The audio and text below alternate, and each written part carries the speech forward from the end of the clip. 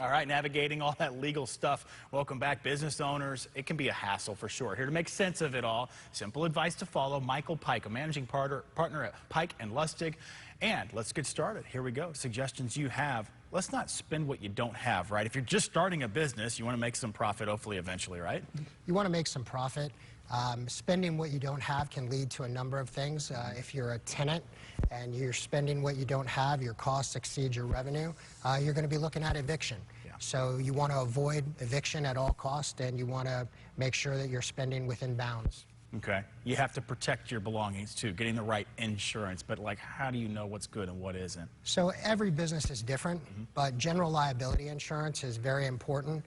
Having the appropriate uninsured motorist coverage on a vehicle if you're a delivery company, having the appropriate bodily injury coverage is extremely important, especially if you're a delivery company. You know, and in this day and age, people get excited, they put stuff on social media. You don't necessarily want to share all your secrets, though, right? You want to get some legal binding documents that prohibit that, maybe from an employee doing something like that, right? Well, you bring up non-competition agreements and non-solicitation agreements, which is really a trend today.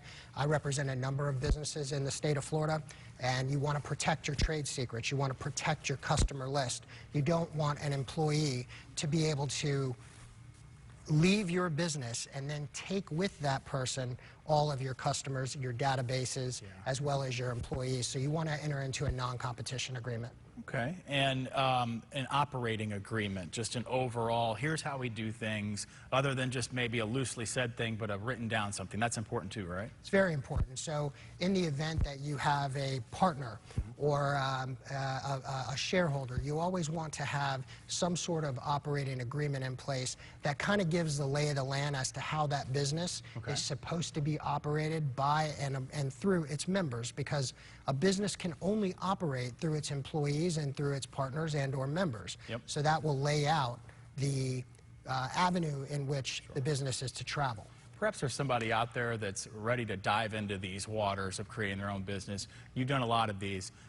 Before we wrap up, what's the biggest common mistakes you see right out the gate for some businesses that don't succeed? Out of the gate, I feel that people spend too much money in their business up front, and their costs exceed their revenue. The other thing that I see out of the gate is failing to enter into the appropriate agreements, and then others taking advantage of what someone else built. You don't want to give your business away to an employee, to any individual that you hire that you're giving trade secret information to, you're giving access to databases. You want to make sure that you protect that from the very beginning. Yeah, and as mundane as the fine print sounds and everything, you need to get that in order right from the beginning, just like Mr. Pike said here. Thank you so much for joining us, and hopefully somebody can take that advice and create a successful business moving forward. Let's hope we have a successful forecast for the rest of the week. Mr. Glenn Glazer's over there. I know it's hot today. Any rain on the way? Wait, isn't that successful? You wanted it to be hot, didn't you? All right, we're done. Let me show you what's happening. The Sebastian Inlet camera this morning.